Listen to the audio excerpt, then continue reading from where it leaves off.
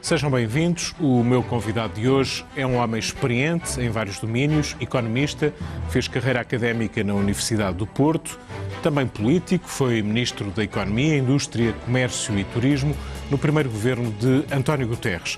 É administrador e consultor de várias empresas e diretor-geral da COTEC, uma associação empresarial focada na inovação e que teve como impulsionador o antigo Presidente da República, Jorge Sampaio. Num tempo em que tanto se fala e se ambiciona crescimento, crescer, criar emprego, vamos conhecer as ideias de Daniel Bessa. Bem-vindo, Daniel Bessa. Obrigado. Daniel Bessa conhece bem o país, conhece a economia, a política, a sociedade em que vivemos. Olhando para este país, qual é o nosso principal problema? Eu direi que hoje o principal problema é que o país não está em condições de corresponder às expectativas que criou. Nós não podemos dizer que as pessoas vivem hoje pior do que viviam há 10 anos atrás. Ou há 20. Acha que não? Acho que não consigo dizer isso. Não consigo. Há sempre que... Há um grupo em que a situação é sempre muito mais complicada, que são as pessoas que perderam o seu emprego. E, portanto, em relação aos desempregados, essa exceção tem sempre que ser feita. Eu penso que é, de todas as situações, a pior, e desse ponto de vista nós temos mais desempregados, temos bem mais desempregados do que tivemos. Mas em relação às pessoas que mantêm o seu emprego, eu acho que em relação à média dos portugueses, se é que essa questão releva, digamos assim, enfim, ninguém vive de médias, não é isso? Mas o país não me parece que esteja pior. Simplesmente, depois de uma série de anos, de uma trajetória que temos que considerar muito positiva e que se refletiu de uma forma muito positiva nas condições de vida das pessoas, o país não está hoje em condições de honrar as expectativas que criou. Portanto, eu acho que nós lidamos, sobretudo, com uma enorme decepção por não estarmos em condições de continuar a promessa, de poder honrar a promessa. Aquela ideia de que vivemos acima das nossas possibilidades e que tanta polémica vai gerando é mesmo verdadeira para si? António José Teixeira, eu já fui apresentado aqui como um economista. E essa questão do viver ou não viver acima das possibilidades, para um economista, vive acima das suas possibilidades todo o país que em algum momento entra em déficit externo. Portanto, passa a viver, digamos assim, com o rendimento que lhe é disponibilizado por terceiros. Isso, evidentemente, que isso pode fazer-se em medida maior ou em medida menor, pode-se fazer durante mais tempo ou menos tempo, mas Portugal, durante mais de uma década, incorreu em déficits perante o exterior da ordem dos 10% do PIB. O país, entre Estado, empresas e cidadãos, portanto, toda esta gente, de uma certa forma, consome ou absorve bens e serviços, durante 10 anos, os portugueses, umas vezes em casa, em família, outras vezes nas empresas, outras vezes através do seu Estado ou dos seus clubes de futebol, são sempre os mesmos portugueses. Portanto, estes 10 milhões de pessoas absorveram durante 10 anos mais do que produziram, à razão de 2 milhões de euros por hora. Mas fica sempre a ideia, é evidente... Por hora, durante 10 anos. É muito. É muito. Daniel Bessa, mas fica sempre um pouco a ideia, é evidente que nós fazemos todos parte do mesmo país, teremos cada um de nós a cota parte de responsabilidade, mas não teremos todos a mesma. Isto é, a condução do nosso governo, do governo que, digamos, à época ou durante estes anos de que fala, fez escolhas, tomou decisões, decisões até a longo prazo, muitas que não tinham impacto imediato, mas que teriam no futuro. Porventura houve responsáveis maiores e outros que, se calhar, foram mais vítimas do que responsáveis. Isto, como eu digo, isto é uma, digamos assim, é uma constatação que resulta das contas, é irrecusável. Portanto, são estas pessoas que estão aqui nestes 90 mil km² que produziram esse resultado. Ou seja como for, o resultado é esse. O resultado é este. Agora, podemos entrar na questão da responsabilidade coletiva, da responsabilidade individual. Qual é o grau de responsabilidade de cada um? Ora bem, aí Em determinado momento, depois as coisas desequilibraram-se, a dívida estava praticamente repartida por igual, a dívida perante o exterior, entre famílias, empresas e Estado. Entre famílias, empresas e Estado. Eu direi que a dívida das empresas é normal. Embora as empresas portuguesas estejam muito endividadas, as empresas vivem com dívida. Não existe isso de uma economia em que as empresas não devem nada a ninguém. Devem, e não vou dizer quanto mais deverem melhor, mas muitas vezes é nisso que assenta o seu crescimento e, portanto, não há nada de errado com a dívida das empresas, talvez fosse um pouco em excesso. E com as famílias na mesma, portanto, é normal que as pessoas se endividem para comprar uma casa, para acudirem a determinadas necessidades de consumo, mas, de novo, a dívida dos portugueses, a dívida das famílias portuguesas era excessiva. Agora, é evidente que havia portugueses que na esfera privada, as empresas haviam todas, umas mais, outras menos. As pessoas, há pessoas que não devem, que não tinham dívida nenhuma. Mas agora, o Estado... Ora bem, eu sinto-me, eu pessoalmente, peço desculpa por estar aqui com esta observação, em determinados momentos da minha vida eu tive dívida, que comprei uma habitação, incorri em dívida, mas nestes últimos anos eu não tinha dívida nenhuma na esfera pessoal, eu e a minha família. Mas eu sinto-me responsável pela dívida do meu Estado, mesmo não exercendo funções governativas, mas de alguma maneira fui eu que eu votei. Não tendo alguma visibilidade pública, eu nem sempre me pronunciei tão abertamente como poderia ter feito relativamente à dívida do Estado. Eu costumo dizer que se há português que eu tenderia a isentar é o Dr. Henrique Medina Carreira. O Dr. Henrique Medina Carreira terá sido sempre a seu modo.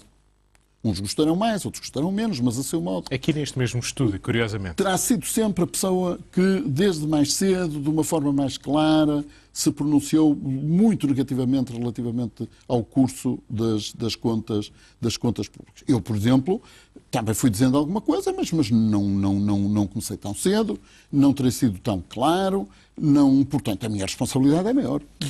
Quando eu digo que nos poderíamos ter desviado, isto hoje é público, não foi público durante muito tempo, mas aqui há uns meses o Sr. Alexandre Soares Santos deu uma entrevista onde eu fui citado, portanto, a propósito de uma operação em que estive realmente envolvido, não foi pública no momento, mas sim, é verdade, eu estive envolvido nessa operação e que foi o seguinte, portanto, um grupo dos maiores empresários portugueses. No final disse que foram os banqueiros, não é? Que os banqueiros tiveram uma palavra decisiva, sobretudo na aceleração. E sobretudo junto ao Ministro das Finanças, Teixeira de Santos. Junto dos Finanças, mas isso é, digamos, das últimas semanas, ou dos últimos dias, ou quando muito dos últimos meses. Mas seguramente uns 2 anos antes, talvez aí por 2009, quando, no auge daquela discussão sobre as finanças públicas, um grupo dos maiores empresários portugueses resolveu tomar uma posição junto do Primeiro-Ministro. Não foi uma posição pública, portanto pediram uma audiência e foram recebidos pelo Primeiro-Ministro e para suportar, enfim, o que tinham a dizer, foi solicitado um trabalho. E eu fui uma das 2 pessoas a quem esse trabalho foi solicitado. Não vou dizer qual é a outra, porque o Sr. Alexandre Soares Santos, na revelação que fez, referiu-me a mim e não referiu a outra pessoa, e portanto eu vou a manter... Éramos dois. Dois economistas? Não éramos 2 economistas. Eu era um economista, o outro colega não era um economista. Quando estamos a falar de grandes empresários, além de Alexandre Soares Santos, sim. Não lhe vou dizer mais, porque o Alexandre Soares Santos foi a pessoa que falou e, portanto, é a única em relação ao qual... Mas eram muitos? Sim, eram muitos. Estamos a falar de umas dezenas dos maiores empresários portugueses que resolveram exprimir ao Primeiro-Ministro a preocupação com o rumo que as coisas levavam. Como sabe, houve os manifestos contra as obras públicas, contra o endividamento excessivo, mas esses empresários, evidentemente, não deram a cara por esses manifestos, entenderam pronunciar-se dessa forma. E eu fui uma das pessoas que participou na redação desse documento, que foi entregue. Depois, enfim, eu era um executante, dei o meu melhor, mas não era eu que tinha alguma coisa a dizer ao Primeiro-Ministro. E o que é que esse documento dizia? Bem, esse documento propunha ao Primeiro-Ministro que se arrepiasse caminho no que se referia a uma trajetória de despesa e de endividamento por parte do Estado que se entendia excessiva. Tiveram alguma resposta? Foram recebidos pelo Primeiro-Ministro e pelo Ministro das Finanças. foram recebidos pelo Primeiro-Ministro e pelo Ministro das Finanças. Eu não fui, portanto, eu fiz questão de não ir, porque, enfim, não era eu, eram aquelas pessoas que tinham alguma coisa a dizer ao Primeiro-Ministro. Pediram a minha ajuda e eu revia-me naquela preocupação e, portanto, dei a minha ajuda. E a reação, e estamos a falar de 2 anos antes, a reação do Primeiro-Ministro e a reação do Ministro das Finanças foi muito diferente. Foi muito diferente. Diferente em que... Porque o Primeiro-Ministro reagiu muito contrariado, portanto, manifestamente não gostou daquela diligência e daquele conjunto daquela manifestação de preocupação e de alertas. E, curiosamente, o Ministro das Finanças, nesse momento, no mínimo, eu não quero ir mais longe do que isto, mas no mínimo terá apelado a alguma moderação e alguma paciência e alguma disposição para que se ouvisse. Estamos a falar tem 2 anos, seguramente 2 anos antes de... 2007. Não, o colapso foi 2011. Sim, 2 anos antes de... 2009, estamos a falar de... Não, já estamos a falar do segundo governo. Daniel Bessa, surpreendeu a prisão do ex-primeiro-ministro, José Sócrates? A minha relação pessoal com o engenheiro José Sócrates é péssima. Porquê? É péssima porque depois houve outros momentos já bem mais avançados, já muito mais tarde do que esta situação. Aliás, em 2009, eu penso que o José Sócrates não soube sequer que eu tinha estado envolvido na redação do documento. Imagino eu, as pessoas foram lá levar o documento, eu tinha participado, porque é gente que tem as suas preocupações, tem a sua vida, também uns têm, digamos, a técnica e a tecnicidade necessária para fazer um papel desses, outros não têm, e, portanto, eu preenchi o meu papel, e, portanto, aí eu julgo que o José Sócrates não gostou das visitas, digamos, mas deveria estar longe de supor que o papel que lhe entregaram tinha sido escrito. Eu era um dos 2 redatores do documento que lhe foi entregue. Mas depois encontrei-me, sim, com o Primeiro-Ministro em algumas ocasiões. E em algumas dessas ocasiões as coisas correram muitíssimo mal. Por observações que eu tinha feito e que lhe tinham desagradado profundamente. Eu recordo-me, uma vez eu manifestei-me com preocupação relativamente à colocação de dívida pública, não em mercado, mas de forma privada. Foram os tempos em que, como se sabe, se correu para a Venezuela, se correu para a Líbia, e o Estado português, portanto, já numa fase muito difícil, tentou manter algum crédito junto deste tipo de financiadores, de entidades. Daniel Bessa fez críticas a essas opções. Sim, eu pronunciei-me publicamente, no sentido de que estas operações não me pareciam nada aconselháveis. E não pareciam nada aconselháveis porque andam normalmente rodeadas de condições que não são conhecidas. Não são transparentes. Não, transparente não tem nada de transparente, esse tipo de operações.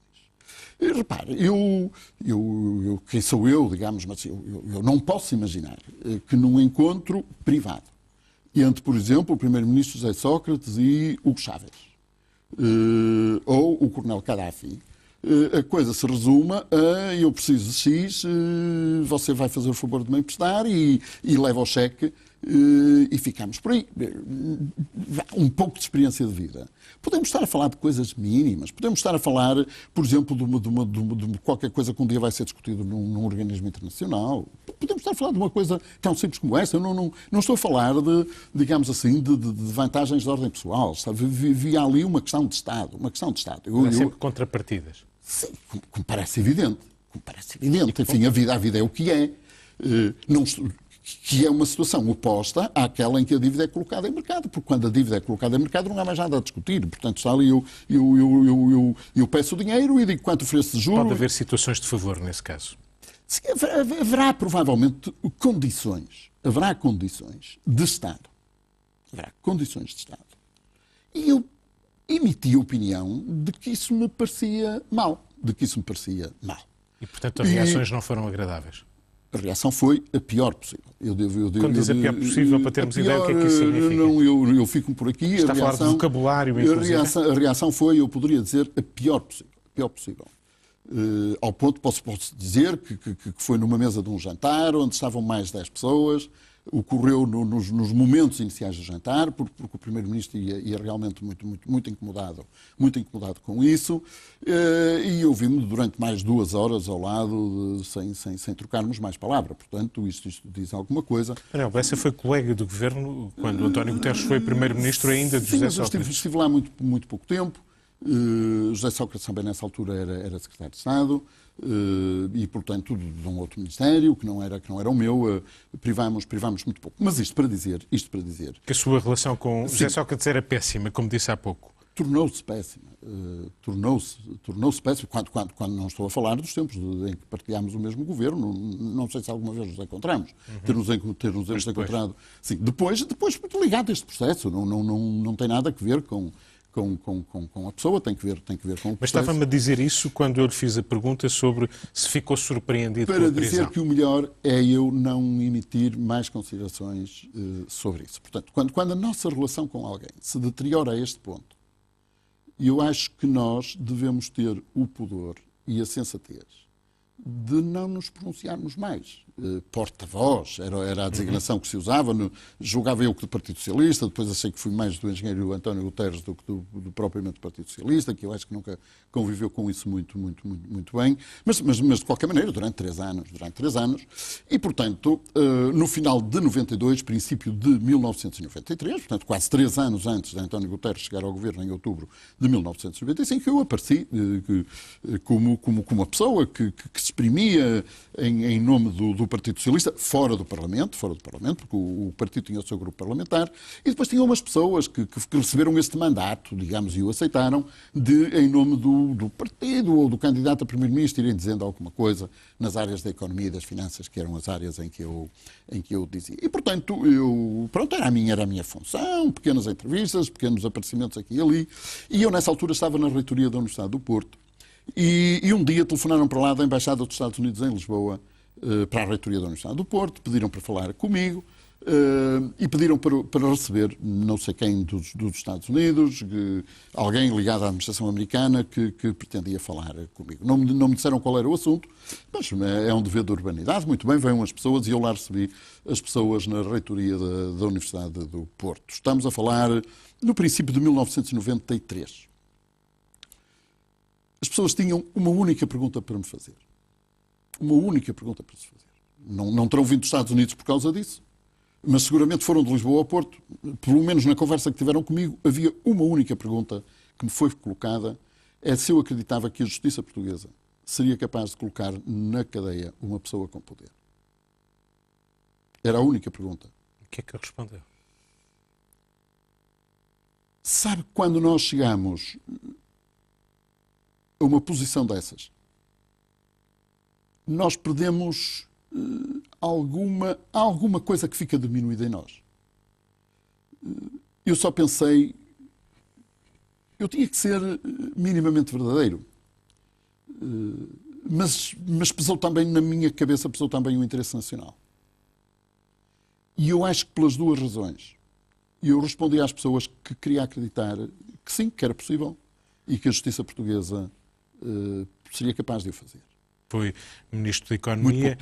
Muito pouco tempo, 5 meses, só ver. Sim, 5 meses, rigorosamente 5 meses. E ao longo destes anos, conhecendo melhor os meandros da política, os meandros partidários, os meandros governamentais, os meandros do poder, a justiça, as várias forças que na sociedade portuguesa se manifestam, como é que evoluiu o seu pensamento em relação a essa pergunta que lhe fizeram e que não esquece, obviamente?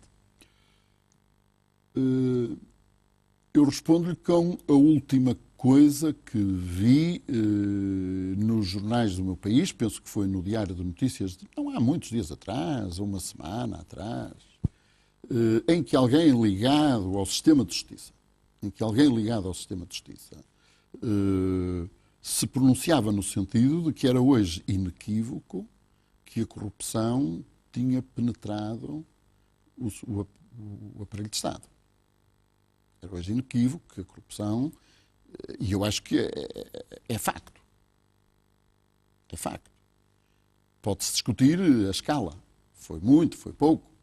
Mas há hoje, não estamos já a falar do ex-primeiro-ministro, há hoje pessoas que estão detidas, acusadas de situações de corrupção ligadas ao exercício de funções públicas. E, portanto, vamos lá ver. Eu acho que não há português nenhum. Nós começamos a falar. A primeira pergunta que me colocou confrontou-me com o que eu chamei uma grande decepção.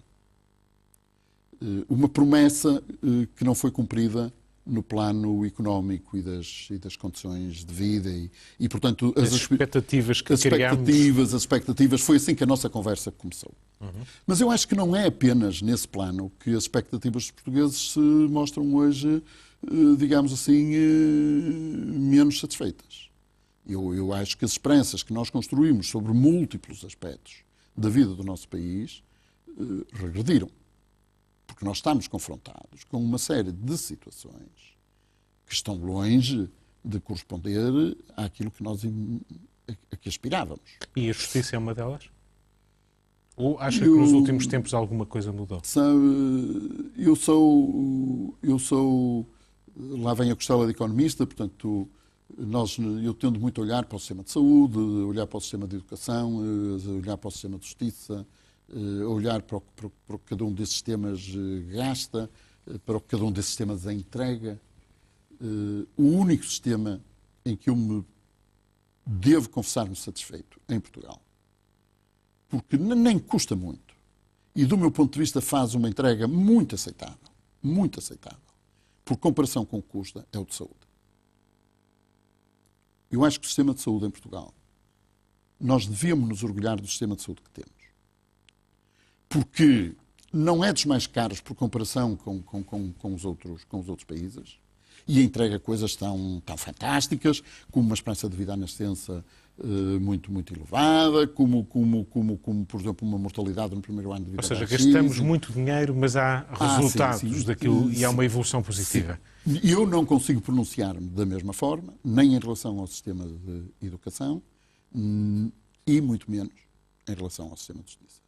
Aquilo que aconteceu com o Banco Espírito Santo, que era um dos maiores bancos portugueses, de uma família com tradições de muitas décadas, quando olha para um homem como esse e para a influência que teve neste país... É um desastre, sabe? Isto é um desastre porque, em primeiro lugar, eu não consigo dissociar o BES do Estado. Há um momento... Aquela operação do engenheiro Belmiro de Azevedo sobre a PT e do filho, e do engenheiro Ângelo Palpeiro, foram as três caras que apareceram, a OPA. Aquela OPA foi recusada na sequência de um conúbio entre o Grupo Espírito Santo e o Estado português. O Estado português, digamos, em todo o poder de voto que dependia do Estado português, o Estado português deu uma instrução de voto. Para aquela OPA ter aquele resultado, derrotada pelo Estado português e pelo Grupo Espírito Santo, foi preciso prometer aos acionistas a distribuição de muitas centenas de milhões de euros que descapitalizaram a PT. Eu não consigo olhar, digamos assim, para nenhuma dessas situações sem ver ali o dedo, digamos assim, de um poder privado que é excessivo e de uma articulação completamente... inaceitável entre esse poder privado e o poder político. Há rostos nesses dois lados. Sim, claro. Voltamos a falar de José Sócrates e Ricardo Salgado? Sim, não preciso ser eu a nomeá-los, os rostos estão à vista. Diz-se que o poder corrompe, não é? Que todo o poder corrompe. E que o poder absoluto corrompe muito. Corrompe absolutamente. Ainda, absolutamente. Todo o poder corrompe.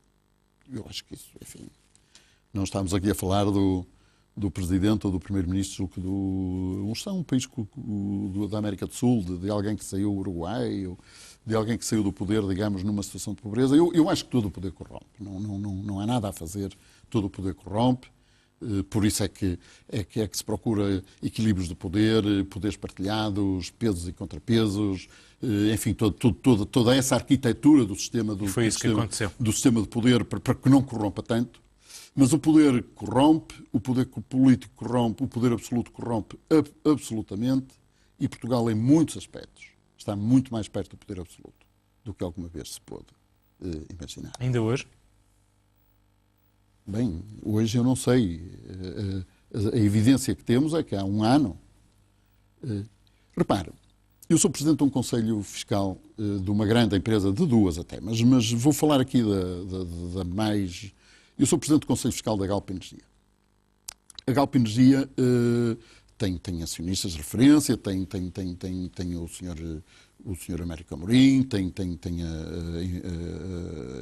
a empresária angolana Isabel dos Santos, e era a propósito disso que eu ia referir, teve, por exemplo, a Eni, a empresa italiana da área petrolífera, que foi...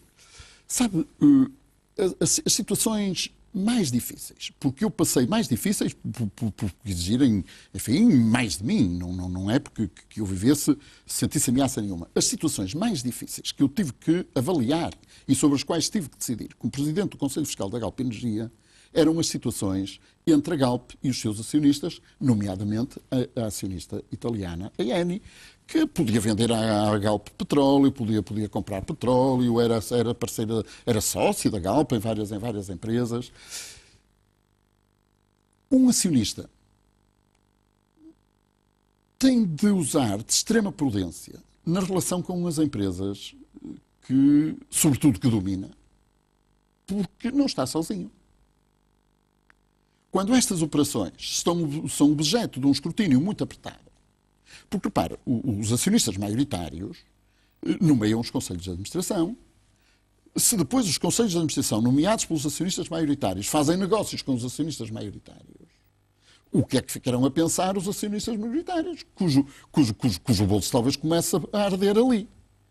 O banco não pode financiar os seus acionistas. O banco não pode colocar no mercado papel, dívida dos seus acionistas. Por exemplo, que sabemos, é um dos temas do Banco Espírito Santo e das conclusões deste inquérito. Colocou dívida dos seus... E o Dr. Artur Santos Silva, numa sessão pública aqui em Lisboa, que eu assisti, e muito mais gente, chegou ao ponto de dizer, depois de tudo o que sabemos, talvez o melhor fosse que esses negócios fossem pura e simplesmente proibidos. Era mais saudável. Eu queria lhe dizer que, detendo 10% da PT, nós somos levados a julgar que o Banco de Portugal, que o Banco Espírito Santo dispunha da PT. Não podemos compreender de outra forma que 900 milhões de euros da tesouraria da PT estivessem aplicados em papel do Grupo Espírito Santo. Isto é impensável. E se o capitalismo é isto, então todas as minhas reservas em relação ao Sr. Jerónimo de Sousa ou ao Bloco de Esquerda desaparecem. Porque isto não é... Se eu tenho muitas dúvidas sobre o que essas forças políticas me propõem, o que estes protagonistas me ofereceram não é melhor. Daniel Bessa, como é que olha para António Costa? Já percebeu qual é o projeto dele? A liderança dele convence? O que é que... Vamos lá ver o seguinte, eu penso que António Costa tem usado de uma prudência extrema, Nós não sabemos muito bem quais são as posições de António Costa sobre múltiplos assuntos. Também é verdade que em política, eu não sei se é possível ganhar eleições sem dizer nada. Não sei se é possível. Agora, seguramente, quando se diz alguma coisa, perdem-se alguns apoios. Isso, e seja o que for. E, portanto, eu penso que como qualquer líder político, António Costa vive este problema, sabe que deve usar de extrema prudência e deve expor-se o mínimo.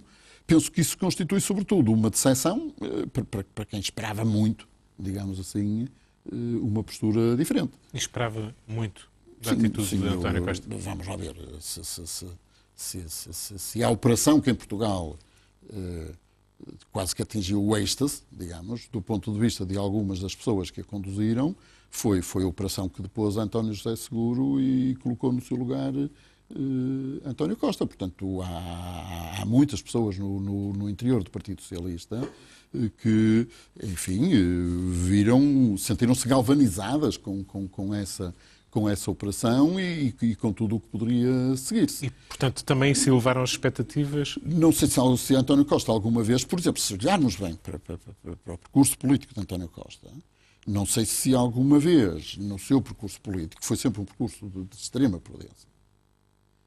António Costa é uma pessoa que eu diria muito seguro. Não lhe conhecemos, digamos, grandes aventuras. É uma pessoa que se pautou sempre por uma moderação muito, muito grande e fica por perceber, então, porque é que alguém estava tão à espera de qualquer coisa de muito diferente. E acha que é possível fazer alguma coisa de muito diferente em relação à governação do país, mudando o país de agulha entre esta maioria PSD-CDS e o Partido Socialista? Eu não acho que seja possível fazer nada de muito diferente. Eu acho que não é com o mal dos outros que a gente pode bem, é que a experiência dos outros talvez nos ensine alguma coisa. Eu acho que, por exemplo, vejo a expectativa com que o Partido Socialista português olhou para François Hollande, por exemplo. Uma pessoa, se há pessoa que eu respeito e admiro no Partido Socialista é Francisco Assis, por exemplo. Eu nunca escondi isso. Eu tenho uma enorme e uma genuína admiração por Francisco Assis dentro do Partido Socialista. A ilusão que Francisco Assis criou a propósito do presidente Hollande, eu gostava que ele hoje dissesse alguma coisa sobre isso, para já não falar no Syriza, não é? Os temas são muitos, não vamos ter tempo. E presidenciais, qual é o seu vaticínio? Fez já alguma aposta? Qual é o seu candidato preferido? Já tem candidato? Não, eu não tenho. Bem, eu não tenho candidato. Eu sou um daqueles que genuinamente esperará para ver em quem é que pode votar. Não tenho candidato. Agora, eu acho que numa segunda volta a esquerda ganhará. Qualquer que seja o candidato? Sampaio da Nova, por exemplo? Vamos lá ver. Se há candidato provável de uma segunda... Bem, António Guterres ganharia em qualquer caso, mas António Guterres é uma situação muito especial. Esse era o seu candidato? Não estou a dizer que era o meu candidato. Eu estou a dizer que, até cheguei a dizer contra António Guterres, mesmo Marcelo Rebelo de Sousa, não sei porque é que concorreria, a não ser para abrilhantar a festa, digamos assim. Mas Jaime Gama, eu acredito genuinamente que Jaime Gama ganharia uma segunda volta e até eventualmente uma primeira volta de umas eleições presidenciais. A primeira volta é sempre difícil porque a esquerda tem que quer outros estão definitivamente afastados. Sim, ficou convencido, ficou convencido disso. Estou. Agora, portanto, e nessa ausência, Marcelo Rebelo de Sousa criou-se um pouco a ideia de que será um terreno muito favorável para ele. Isso contradiz um pouco eu estou como no Moraes Sarmento. Eu acho que se Marcelo Rebelo de Sousa, se for o candidato, isso não é absolutamente claro, não é claro. Se for o candidato, se não ganhar a primeira volta, eu penso que corre sérios riscos de perder a segunda.